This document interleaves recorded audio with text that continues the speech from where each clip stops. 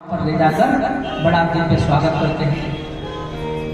चरणों को देखकर भगवान करुणानिधि रोज रोने बैठते हैं कि मेरे ये मित्र सुदामा इतने वर्षों तक इसने कितना दुख पाया है, पर कितना दयालु है ये सुदामा, ये ब्राह्मण कि आज तक उसको पता हो गया कि मैं द्वारिका का अधिपति हूँ, फिर भी मेरे पास नहीं आया। रोते हैं, अपने आंखों के जल से ही सुदामा के चरण धो रहे हैं। देखे सुदामा की दीन दशा, करुणा करके करुणा निधि रोए। देखे सुदामा की दीन दशा, करुणा करके करुणा निधि रोए। पानी परात को हाथ छुओ नहीं, पानी परात को हाथ छुओ नहीं।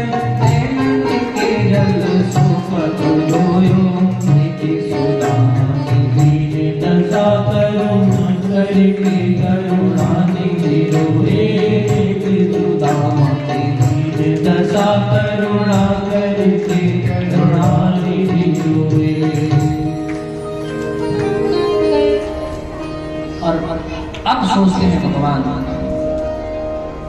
कि मेरा ये मित्र इतने दिनों तक इतनी गरीबी में रहा। सुदामा जी को पूछा विवाह हो गए? बोले बिल्कुल कृष्ण विवाह हो गए, 2 बच्चे भी हैं। अच्छा, आप मिलने क्यों नहीं आए?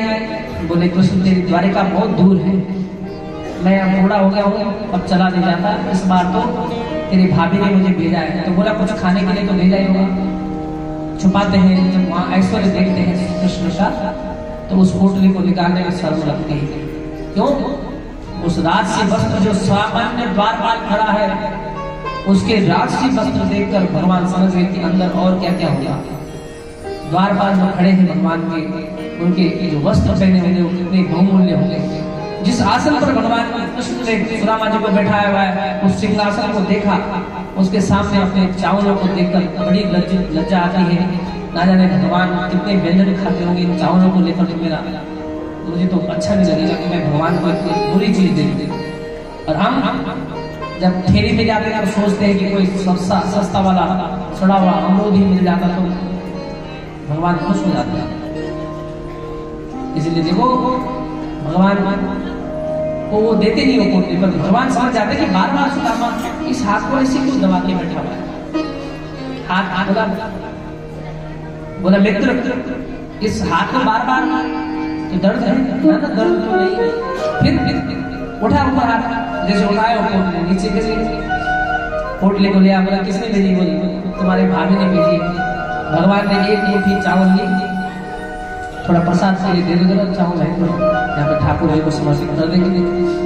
एक मुट्ठी चावल लेकर बोला कि जैसे मेरी द्वारिका पूरी है, ऐसे ही सुदामा की भी एक पुरी का निर्माण हो जाएगा। दूसरी मुट्ठी को खाया। दूसरी मुट्ठी को खाने के बाद भगवान ने जो संपत्ति त्रिलोकी में मेरे पास होती है वही संपत्ति भगवान कृष्ण ने सुदामा को दे दी। तो तीसरी मुट्ठी खाने वाले थे कि जो दरिद्रता सुदामा ने मेरे कारण ली है, उस दरिद्रता को दूर करें। अब दरिद्रता को दूर करने वाला देवता पे ही दरिद्रता जाती है। हम गंगा जी में स्नान करने जाते हैं, वो मतलब बोलो हमारे पाप कहाँ जाते हैं? गंगा जी को लेकर पड़ते हैं। इसलिए जैसे तीसरी मुट्ठी खाने वाले थे, रुक्मिणी जी ने कहा कि पतिदेव एक नाथ, क्या स्वयं सुदामा बनने का प्रयत्न करोगे क्या? अब जो दे दिया वो बहुत है, कुछ अपने पास में रखो। आपके देखो इतने 56 करोड़ यदुवंशी हैं आपके, ठीक है, तो ये प्रसाद में सब ले लो। सुदामा जी का वो प्रसाद सब दिखाया। तत्पश्चात पूरी रात भर गुरुकुल की बातें करते हैं भगवान सुदामा जी से। जाते समय भगवान ने कहा सुदामा जी ने कहा मैं चलो, बोले चलो जाओ। अब देखो सुदामा जी जाते समय क्या सोच रहे थे। थोड़ी दूर गए, सुदामा जी ने बोला कृष्ण जाओ। अब उनको लग रहा था कि मेरी पत्नी ने भेजा इसीलिए था, इसी के पास मुझे दे देता। अरे ये तो जैसे बचपन में चतुर था, ये तो अभी भी चतुर है।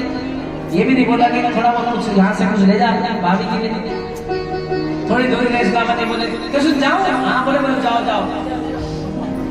पते को जरा थोड़ी देर बाद जाके सुदामा जी क्या सोच रहे हैं, क्वाहं दरिद्र पापीयान् कृष्ण श्रीकेतन ब्रह्म बंधुरिकिस्माहं बाहुभ्यां परिरंगितः अदनोऽयं धनं प्राप्य मातर् नुच्चैर् नमास्मरे इति कारणो नूनं धनं मे भूमिनां ददात्। अब देखो, अब सुदामा जी सोच रहे कि कहाँ यह त्रिलोकी का राजा कृष्ण, द्वारिका का राजा है कृष्ण, कहाँ मैं इतना दरिद्र ब्राह्मण मेरे को गले से भगवान ने लगाया, इससे बड़ी कोई बात हो सकती है। उससे भी बड़ी बात यह है कि शायद भगवान ने मुझे इसलिए दिया इति कारणो नूनं धनं मे, कि यदि मेरे पास धन आ गया तो हो सकता है कि मैं भगवान को भूल जाऊं, इसलिए मैं भगवान को न भूलूं, उनका स्मरण बना रहे, इसलिए भगवान ने मुझे कुछ नहीं दिया, इसलिए खाली हाथ भेजा है कि क्योंकि धन आने के बाद धन मदान हो जाता है, फिर वो परमात्मा को समर्पित नहीं करता है, धन में भगवान को भूल जाता है, कष्टों में भगवान को याद करता है। इसलिए शायद भगवान ने सोचा है कि यह मुझे इसलिए नहीं देना चाहता है कि कहीं मैं जो मेरा भजन है वो न छूट जाए ऐश्वर्य के चक्कर में। पर जब देखो ये है घनश्याम की कृपा, इसलिए भगवान का नाम पड़ा घनश्याम। रात्रि को आते हैं बरखा, तब बारिश से किसी को पता चलता है, हम सोए हुए ऊपर से बरखा हो गई। ऐसे ही भगवान का नाम है घनश्याम। जैसे ही सुदामा जी द्वारिकापुरी में आए, अपने पुण्यपुर में आए, तो देखा सुदामा मंदिर देख डरे, यहाँ तो थी मेरी छोटी झुपड़िया, कंचन महल खड़े, सुदामा मंदिर देख डरे। जब सुदामा जी वापस अपने पुण्यपुर में आए तो देखा वहां तो बहुत बड़े बड़े महल बने हुए, जैसे द्वारिकापुरी में था वैसे वैसे महल बने हुए। सुदामा जी ने कहा ऐसा तो नहीं कि मैं कहीं रास्ता भटक गया, इतने दिन हो गए मुझे द्वारिकापुरी से पैदल चलते हुए, अभी मैं द्वारिकापुरी में घूम रहा हूँ। उसी समय अपने द्वार के समीप पहुंचे हुए सुदामा जी की पत्नी ऊपर से छम छम छम बड़ी श्रृंगार करके सोने की थाल लेकर सुशीला जी आती है, और चलना फिरना भी बदल गया। महाराज जब ये आता है ना तो सबके स्टाइल बदल जाते हैं, सबके स्टाइल बदल जाते हैं। एक भाई ने पूछा मैंने तुम्हारे बाल मंदिर में आती है, तुम्हारे बाल तो घुमराने थे, ये कैसे हो गए? बोले वो चिमटे का कमाल है। अच्छा मेरा चिमटे का, मैंने कहा चिमटा तो हमारे यहाँ रोटी निकालने वाला। बोला नहीं नहीं आचार्य जी वो दूसरा होता है, वो ब्यूटी पार्लर के बाद होता है। अच्छा मैंने कहा वो ऐसे बना दी उसने, तो मैंने ऐसे रहेंगे ना, बोले जैसे जैसे बढ़ते रहेंगे। और फिर मैंने एक महीने बाद देखा वो फिर वैसे ही, थोड़ी देर के लिए सीधे हो गए और फिर वो वैसे ही, और फिर वो उसके बाद जाने लग गए। मतलब एक हमारे घर में चाय पी थी, बोले आचार्य सही बोले थे इन चीजों का नहीं करना। अब देखना मेरे पहले मेरे मोटे बाल थे, अब देखना जरा ये तो ऐसे हो गए पतले से, है ना, चूहे की पूंछ की तरह। इसलिए देखो जो नेचुरल होते हैं हमारे कुछ माताओं को देखो जरा, कभी ब्यूटी पार्लर में गए और जब ब्यूटी पार्लर में जाने वाले बहनों जरा उनके चेहरे देखो जरा, जब पीछे बैठे होते हम तुमसे हमसे शानदार लग रहे हैं, जो पीछे बैठे हमारी बूढ़ी बूढ़ी माताएं, वो ना कहीं श्रृंगार करने जाते हैं, कुछ बालों में कुछ लगाते हैं, वैसे सुंदर है। यहाँ पर सुशीला जी बड़ी सुंदर बनकर आई है। देवी कौन हो तुम?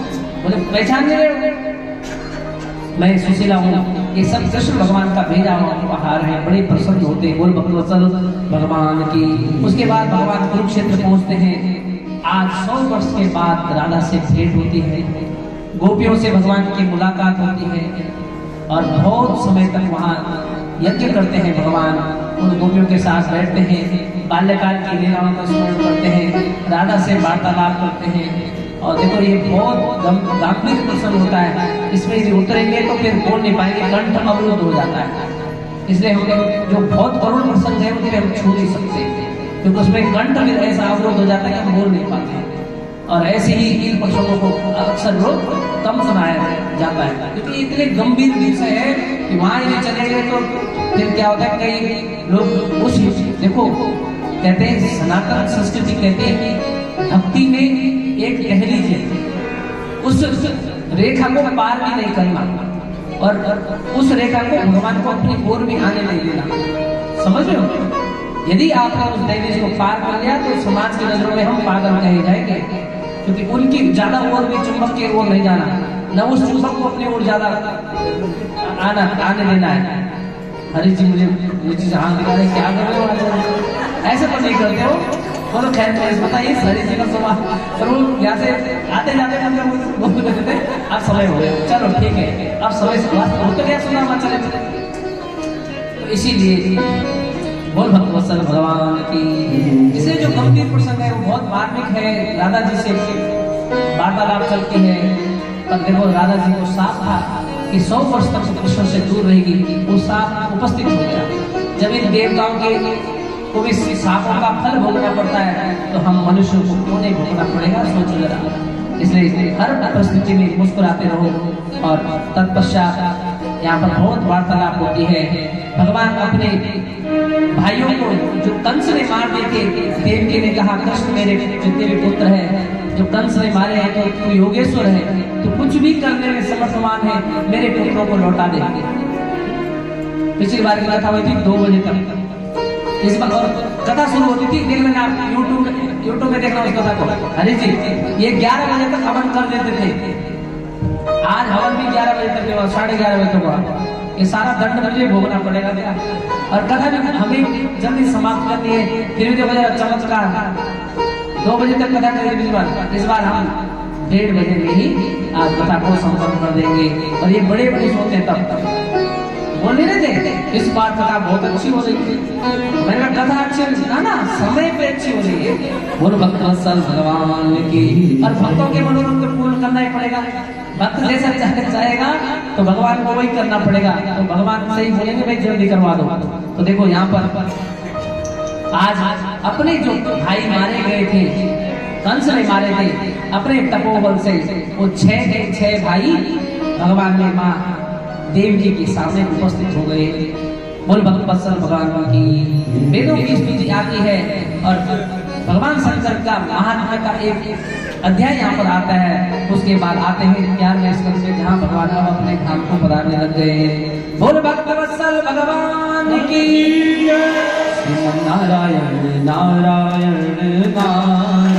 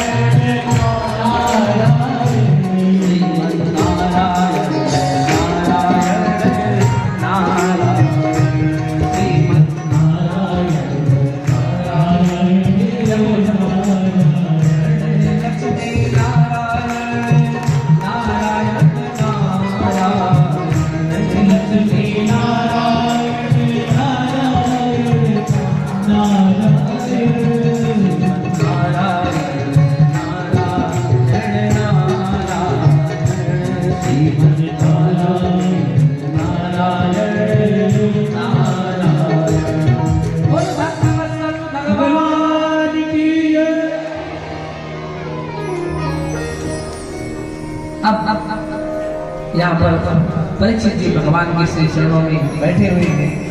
आज वो 7वां दिन है और पूछ रहे हैं ब्रह्मण्यानां वदान्यानां नित्यं वृद्धोपसेविनां विप्रसाद कथं भूत विषदां तिष्ठति तसः। सुदेव मुनि से परीक्षित जी पूछते हैं भगवान कृष्ण के परम जो पुत्र और पौत्र थे वो तो ब्राह्मण भक्तों संत महात्मा की सेवा करते थे, फिर इस कुल पर शाप कैसे लग गया, ये हम सुनना चाहते हैं। क्योंकि भगवान कृष्ण के पुत्र तो बड़े ब्राह्मण सेवी थे। क्योंकि एक प्रसंग बीच में निर्ग राजा का गया है अभी, और सारांश के चक्कर में वो थोड़ा छोड़ गया था। एक गिरगिट कुएं में पड़ा हुआ था। भगवान कृष्ण ने उसको ऊपर निकाला और उससे पूछा कि तुम गिरगिट योनि में क्यों आए। उसने पूरी कथा बताई थी। पूर्व जन्म में गायों का दान करता था, एक गाय मैंने जो ब्राह्मणों को दे दी, ब्राह्मणों के हिसाब से मैं गिरगिट बना हुआ हूँ और आपकी कृपा के साथ से मैं मुक्त हो गया हूँ। उस दिन भगवान कृष्ण ने अपने बच्चों को उसी विशाल आंगन में 56 करोड़ यज्ञवंशियों को समझाया था कि देखो बच्चों, इस धरती पर मेरा समय अब बहुत कम समय के लिए, मेरी लीलाओं को पूर्ण करने का अब समय आ गया। बच्चे, यदि तुम चाहते हो अपने जीवन काल में अनंत समय तक सुख भोगना, तो कभी ब्राह्मण और संत महात्माओं का अपमान मत करना। ये उस दिन शिक्षा दी थी भगवान ने, किंतु अब सुखदेव परीक्षित जी पूछ रहे कि कैसे साफ करा, तो तब बोल रहे हैं। एक दिन की बात है, सुखदेव मुनि कहते हैं सभी महात्मा लोग, सप्तऋषि द्वारिकापुरी के बाहर कहीं पर अपना मंडली बैठी हुई थी सप्तऋषियों की, तप कर रहे थे, ध्यान कर रहे थे।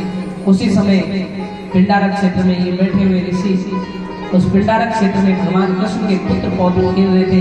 इन्होंने सोचा कि एक बार इन ऋषियों की परीक्षा लेते हैं। तो जामवती नंदन शाम को स्त्री बनाकर उसके पेट में कपड़े बांधकर इन ऋषियों के पास गए पिंडारक क्षेत्र में और पूछा कि हे महात्माओं, यदि तुम तपस्वी हो, त्रिकालदर्शी हो, तो बताओ इस स्त्री के गर्भ से क्या जन्म लेगा। दुर्वासा जी बीच में बैठे बैठे नेत्र बंद किए और भगवान कृष्ण के पुत्र संतों की परीक्षा ले रहे हैं, इतने उदंड। और देखो, जो भगवान ने समझाया था वो किया नहीं।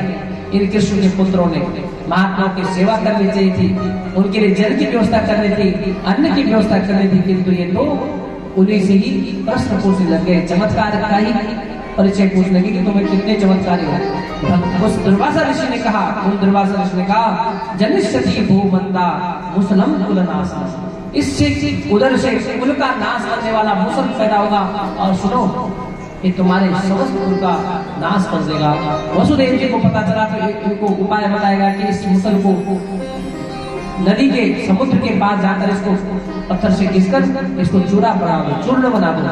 देखो चूर्ण बना दिया, वो बहकर नदी के किनारों पर गया, उससे एरका नाम की घास निकली जो बड़ी तीखी घास बनी, बहुत तीखी होती थी, और एक टुकड़ा था वो वहीं उन्होंने ये क्या बिगाड़ेगा हमारा, वही समुद्र में फेंक दिया। उस टुकड़े को एक व्याध वापस लेकर आया। इधर उधर द्वारिकापुरी में बड़े बड़े उत्पात मचने लगे। शंका मुनि को आगे ले जाओ, बोल भक्त वत्सल भगवान की विजय करिए। ये भी शायद सूचना देने आते परसों कृष्ण जन्म के दिन वो राधा रानी आई थी, कृष्ण भगवान की एक छोटी नहीं थी वो बहन है, वो भी ऐसे बोले आए, ये भी आज पहली बार आया यहाँ से, और ऊपर नहीं दिखती है। अभी ऐसे कर देते, मैं ठीक है अभी समाप्त करता हूँ। सब मुझे धमकाने में लगे हुए, बोल भक्त वत्सल भगवान सब सूचना देने के लिए आ रहे। इधर द्वारिकापुरी में बड़े बड़े उत्पात होने लग गए। नारद जी के आए वसुदेव जी के पास, वसुदेव जी ने नारद जी से पूछा अभी उत्पात क्यों हो रहा है, तो नारद सत्संग किया पड़ा दिव्य नारद जी ने। तत्पश्चात सभी देवताओं ने भगवान के पास आए और कहा, प्रभु आपका समय पूर्ण हो गया इस धरती पर, अब सुदाम गमन की तैयारी करो। उद्धव जी को ये पता चला कि अब भगवान इस धरती को छोड़कर अनंत लोक की यात्रा में जा रहे हैं वैकुंठ की ओर। तो उद्धव जी ने कहा, प्रभु मुझे आज से बाद में मुझे क्या करना है। उद्धव को भगवान ने कहा कि मेरी ये चरण पादुका है, इसको सीधे बद्रीनाथ में स्थापित कर देना है, इसको बद्रीनाथ में ले जाना, वहां स्थापित कर देना। मार्ग में तुम्हें कहीं मेरे चाचा, मार्ग में तुम्हें कहीं मेरे परम भक्त विदुर मिलेंगे तो उनसे मेरे बारे में सारी सूचना दे देना। ऐसा कहकर आज सभी देवता स्तुति करते हैं, प्रभु अब अपने सुदाम को वापस आ जाओ। भगवान ने कहा कुछ ही समय बाद मैं आता हूँ। अब भगवान ने देखा उत्पात तो मची रहे हैं, तब देखो अपने स्त्रियों बाला सदृदाश्च सर्वो द्वारम प्रजनत्युतः, भगवान ने अपने सेवकों से कहा कि स्त्रियों को, छोटे छोटे बच्चों को, वृद्धों को, बूढ़ों को शंकोद्वार क्षेत्र में, मतलब शंकोद्वार क्षेत्र प्रवास क्षेत्र में ले जाओ, और अन्य जो युवा है वो सब मेरे साथ पिंडारक क्षेत्र में आओ। जैसे पिंडारक क्षेत्र में भगवान गए अपने बच्चों को लेकर, बलराम जी को लेकर, तो देखो जरा उस पिंडारक क्षेत्र में भगवान को एक पीपल वृक्ष के नीचे बैठ गए। इन बच्चों ने वहां मदिरा का पान करना शुरू कर दिया। उदंड हो गए, संत का सांप जो लगना था वो इनको लग चुका था। भगवान कृष्ण भी चाहते थे कि ये यहाँ पृथ्वी पर रहेंगे तो और उदंडता करेंगे, क्योंकि सोने की द्वारिका मेरे पास है, धन में ही बहुत सारे दुर्गुण छुपे रहते हैं, ये तो मदान हो जाएंगे, बाद में अत्याचार करेंगे, इसलिए सबको इनको भी अपने साथ ही ले जाऊंगा। इसलिए वो आपस में कृष्ण भगवान के पुत्र पौत्र आपस में लड़ने लग गए। मदिरा को पान करके सब नष्ट हो गए। बलराम जी उनको समझाने की कोशिश करते हैं, बलराम जी को भी आंख दिखाने लगते हैं। भगवान कृष्ण ने कहा बलराम इधर ऐसा करो, रामम समुद्र बेलायाम योगमास्थाय पुरुषम। बलराम भैया अब तुम्हें भी इस धरती पर नहीं रहना है, जाओ समुद्र में प्रवेश कर लो। बलराम जी ने वही द्वारिकापुरी में समुद्र में प्रवेश किया और वैकुंठ लोक को प्रस्थान किया। बोल भक्तवत्सल भगवान की, दाऊ जी महाराज की। तब कृतो रो दक्षिणे पाद मासीनम पंकजानम। पीपल वृक्ष के नीचे आज भगवान शांत लेटे हुए बांसुरी का निनाद कर रहे हैं। उसी समय पूर्व जन्म का वो बलि जिसको भगवान बाली, जिसको भगवान ने छुप के मारा था, वो ब्याल आया था, उसने भी भगवान से बदला लेने के लिए संकल्प किया था। इसलिए उसको उसके संकल्प को सिद्ध करने के लिए भगवान ने इस लीला को रचा। नहीं तो भगवान कृष्ण तीर से मरने वाले हैं, जो विश्व का पान करते हैं वो ऐसे मरेंगे। भगवान की मृत्यु नहीं होती है, भगवान सुदाम गमन जाते हैं। वो ब्याल आ गया, वो तीर को भगवान के वो ऐसे ऐसे पांव रखे हुए थे, उस नख चक्र को देखकर उसको लगा कोई मृग है। व्याध ने वो तीर छोड़ा, जब जब सामने आया कि मृग मर गया होगा, देखा वहां तो भगवान कृष्ण थे, रोने लग गया। बोला अरे कृष्ण भगवान तब भी मुस्कुरा रहे थे। भगवान ने हमेशा देखो प्रसन्नतायाम कथा विषेक तथा नमने वनवास दुखता। भगवान कभी रोते नहीं, भगवान हमेशा मुस्कुराते रहते हैं, मुस्कुरा रहे थे। बोले हो गया तुम्हारा काम पूरा। ये ब्याह पूर्व जन्म में मैंने तुम्हें छुपकर मारा था, आज तेरे मनोरथों को पूर्ण करने के लिए तूने मुझ पर वो तीर छोड़ दिया। तुम प्रायश्चित मत करो, ये तुम्हारी मन की कामना थी वो पूर्ण कर दी, जाओ। वो चले गए। तत्पश्चात आज भगवान मुस्कुराते हुए इस समस्त संसार के लोगों को स्मरण करते हुए, ब्रजमंडल को नहीं अपनी पूरी भारत पूरी भूमंडल को स्मरण करते हुए कि अब मुझे इनके लिए क्या करना चाहिए। तब भगवान ने देखो अपना वो समस्त तेज भागवत में समाहित कर दिया। स्वकीयम यत् भवेत् तेज तच्च भागवते विराट। देवता ऊपर से पुष्प वर्षा करने के लिए खड़े कि भगवान हमारे धाम में आने वाले हैं। भगवान का वो स्वरूप जो वैकुंठ लोक की तरफ सब इंतजार कर रहे थे, वही पूरा स्वरूप तेज पुंज बनकर भागवत में समाहित हो गया। बोल भक्तवत्सल भगवान की। और अर्जुन को भगवान ने कहा था जाने से पहले, इस धरती को छोड़ने से पहले, अर्जुन इन गोपियों को लेकर हस्तिनापुर की जाओ की ओर चले जाओ। बाकी सारी द्वारिकापुरी भगवान ने जन्मग्रहण कर दी। बोल भक्तवत्सल भगवान की। आज सुखदेव मुनि पूछते परीक्षित अब बताओ क्या तुम्हें मृत्यु से डर लग रहा है? 7वां दिन है, अंतिम घड़ी है, बोलो क्या डरते हो? बोले प्रभु इतना दिव्य ज्ञान यज्ञ सुनने के बाद जीव और ब्रह्म का ज्ञान मुझे हो गया है। मैं कौन हूँ ये मैं स्वयं को पहचान गया हूँ। मुझे जाना कहाँ है उस यात्रा के बारे में इस यज्ञ में मैंने सीख लिया है। और परमात्मा की कृपा से आत्मा और जीवात्मा का क्या स्वरूप होता है ये सब मैंने विधि पूर्वक आपसे सुन लिया। मृत्यु का मुझे कोई भय नहीं है, बस आपके आशीर्वाद से गुरुदेव मुझे ध्यान लगाना है और बस। तब सुने मुनि बड़े प्रसन्न होते हैं कि अब मेरा जो शिष्य जिसको मैंने ग्रंथ सुनाया था इसके अब हृदय में मरने का कोई डर नहीं है। और आज सुखदेव मुनि जी उठकर चल दिए ब्रह्म वो ज्ञान और तपों में ऐसे हमारे सुखदेव जो इस ग्रंथ के मुख्य वक्ता है उन सुखदेव जी को सभी प्रणाम करेंगे। बोल भक्तवत्सल भगवान की, सुखदेव भगवान की सुखदेव मुनि को प्रणाम करते जिनके करुणा भरी कृपा से, जिनके मुखारबिंद से गाया गया है भागवत है आज हम सबके जन जन मानस को मिल रहा है। सुखदेव मुनि चले गए। इधर वो नाग रचने के लिए जो शाप दिया था जिसने श्रृंग ऋषि ने, वो नाग रचने के लिए आता है, किंतु उससे पहले ही परीक्षित जी अपने शरीर को छोड़कर भगवत धाम पहुंच गए। बोल भक्तवत्सल भगवान की। इस डमी को ये जो पुतला है इसको डसा था, कुछ फर्क नहीं पड़ा, उससे पहले ही परीक्षित जी मुक्त हो गए। आइए भागवत के अंतिम श्लोक का सब लोग हमारे साथ उच्चारण करेंगे। बोल भक्तवत्सल भगवान की। परीक्षित साक्षी या श्रवण गति मुक्ति कथनी। इस ग्रंथ के बहुत साक्षी जिनसे जिनका इस ग्रंथ से उद्धार हुआ। प्रथम है परीक्षित जी। इस ग्रंथ से परीक्षित जी का उद्धार हुआ। पापी धुंधुकारी का इससे उद्धार हुआ और उनके पिता आत्मदेव का भी इस भागवत से उद्धार हुआ। अनंत भक्तों का इस ग्रंथ से उद्धार होता है। आइए ये ग्रंथ बार बार हमें हमारे उद्धार के लिए कि यहाँ पर हम लोग पठन पाठन करते रहते हैं, वाचन करते रहते हैं। सभी के मनोरथ भगवान पूर्ण करे। आप लोग स्वस्थ रहो, मस्त रहो और ऐसे भक्ति में तल्लीन रहो। आगे अब तक तो हमने सुना, कल से क्या करोगे बोलो। घरों में रहेंगे, सही मिलेंगे तो उससे बात कर लेंगे, नहीं मिलेंगे तो रोटी बनाते रहेंगे। भाई लोग बुजुर्ग लोग क्या करेंगे, घर में बैठे रहेंगे, चैनल ही बदलते रहेंगे। ये वाले मिथुन चक्रवर्ती की फिल्म, क्योंकि जो हमारे बुजुर्ग है वो तो अभी नए हीरो की फिल्म देखेंगे, है वो विनोद खन्ना की फिल्म देखेंगे। क्यों जी नहीं मित्र साहब, नहीं वो तो पुरानी चीजों में अपना बेचारे टाइम पास करेंगे, कुछ न कुछ टाइम पास। अब तक जो हमने सुना इसको चिंतन करना, ये भागवत तक काम करती है।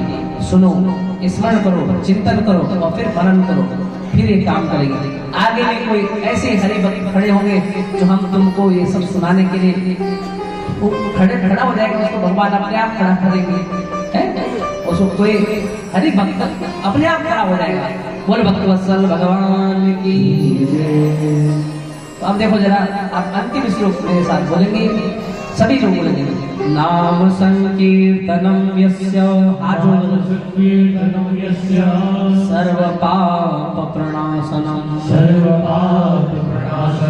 प्रणामो दुःख समनम तम नमामि हरिं परम। नाम संकीर्तनम यस्य सर्व पाप प्रणाशनम प्रणामो दुःख समनम तम नमामि हरिं परम। हरे नमः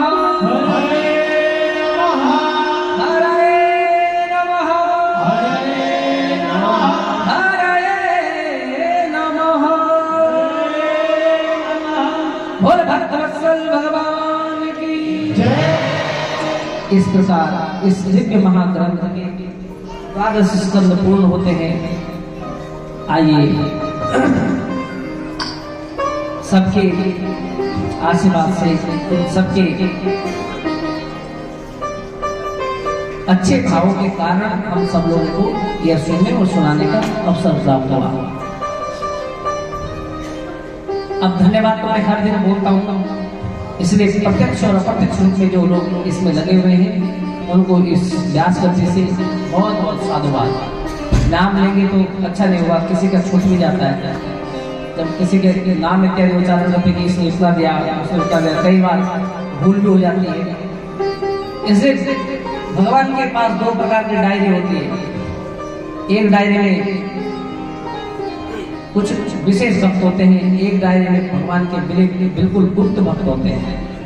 ऐसे ही हम चाहते हैं कि आप उस डायरी के गुप्त भक्त ही बने रहें, किसी को पता ही नहीं चलना चाहिए ये कौन कौन है जो इस यज्ञ में अपने प्रतिभाग करते हैं। और हम सब लोगों के लिए प्रसादी से लेकर और दिव्य कीर्तन से लेकर और दिव्य सत्संग की व्यवस्था कर रहे हैं। तो देखो आपके हम सबके का हृदय रूपी खेत जिसमें ना जाने क्या क्या जमा हुआ है, उसको बार बार उखाड़ने की कोशिश करते हैं। कौन? हरि जी, हमारे भी तुम्हारे भी, समझ। और जितनी बार इसमें भगवान नाम संकीर्तन के जल का सिंचन होगा, जितने बार इसमें सत्संग की निराई गुड़ाई होती रहेगी, हमारा हृदय और पवित्र होता रहेगा। ऐसे इन खेतों को सुव्यवस्थित करने वाले हरीश जी का मैं अनंत धन्यवाद देता हूँ। एक बार तालियां बजा दो। बल सबके अंदर है, ज्ञान सबके अंदर है, धन सबके अंदर है, पर जामुन तो कोई एक ही होता है। अब उन सभा में जब युद्ध करने जा रहे थे तो वहां मुखिया एक ही था जो जिसकी बातें सब सुने। सब मुखिया बनने लग गए, तब कैसे होगा बताओ? एक इधर खींचेगा, दूसरा उधर खींचेगा और अच्छे कामों में भी बिगड़ डालेगा। इसलिए एक मुखिया होना चाहिए। जैसे जामवंत जी को मुखिया बनाया, सभी सेनाओं को वही संचालित करेंगे। ऐसे हमारे इस यज्ञ के जामवंत जी है, हरि जी, जो सबको लेकर चलते हैं, कोशिश करते चलते हैं। देखो ये मैं अभी बोल रहा हूँ, आपको लगता होगा कि यार मेरे रिश्ते हैं तो मैं इसलिए यहाँ से तारीफ करता हूँ। मैं अभी हृदय से बोल रहा हूँ, ऐसे बोलने पर मेरे हृदय मेरा गदगद हो जाता है। ये इतने सरल स्वभाव का व्यक्ति है कि कल से 2 बच्चों को बोला कि अगर ये चुप नहीं हुए तो मैं नहीं बोले थे मजाक में माइक उठा के मारूं। ये कम से कम 10 बार अंदर आया हमारे पास कि ब्याह जी मैंने कुछ गलत तो नहीं बोला। मैंने कहा ऐसी चिंता करने लगेंगे तो समाज के लोग तुझे जीने नहीं देंगे। अरे ठीक है, पिता भी कई बार डंडा उठाता है मारने के लिए, तो क्या वो सच में जो बच्चों के लिए वो डंडा उठाया जा रहा है, क्या उनके कल्याण के लिए उठा रहा है? वो तो सुधारने के लिए उठा रहा है। वो कथा ही नहीं सुन पाते। वो बेचारे कभी वहां पकड़ बच्चों को, कभी वहां पकड़ बच्चों को, कभी वहां पकड़, कभी वहां पकड़। हम लोग तो सब आनंद ले रहे हैं, बोल रहा हूँ, आप सुन रहे हैं, और वो व्यवस्थाएं करनी कितनी कठिन है। इसीलिए वो बहुत पश्चाताप कर रहा था कि मुझे नहीं बोलना चाहिए। मैंने कहा तुमने कुछ नहीं बोला। ऐसे तो कई बार मैं बोल देता हूँ, मैंने नहीं बोला। परसों जिनको बुरा लगा अपने घर बैठे रहे। जब आप पुष्प चढ़ा रहे थे उससे पहले मैंने भेजा था, अपना बच्चा हो चाहे दूसरे का बच्चा हो, पुष्प उसके मुख पे मत फेंको। उसमें छोटे छोटे कीड़े होते हैं। आप ये जो माला हमें पहनाते हैं इसमें कई बार कीड़े हमारे इधर चले जाते हैं, फिर वो कई बार पूजने करते एलर्जी हो जाती है। नहीं, आपको जो डांटा जा रहा है यहाँ से, यदि आप गुरु के वचनों पर आप इतने मुरझा जाते हो, गुरु की बातों को सहन नहीं कर सकते हो, तो आप भक्त नहीं हो। आपके हृदय में फिर वही कूड़ा करकट भरा हुआ है। हमने कितने गुरुओं की डांट खाए हुए, अच्छा भी करते, वही भी गुरु जी हमें डांट देते थे। वो हमको सुधारने के लिए होता है, हमको व्यवस्थित करने के लिए होता है। और उन्होंने क्या बोला? कुछ भी नहीं बोला। ऐसे परसों मैं पहले ही बोल दिया था कि आप लोग पुष्प उन बच्चे के ऊपर मत फेंको। तो मेरे को आया था ना, मैंने कहा था ना कि आप क्या कथा सुन रहे हो, बोला था मैंने। और इस बात का यदि किसी को बुरा लगा तो अपने घर बैठे रहो। भक्त 2 हो और सुनने वाले हो।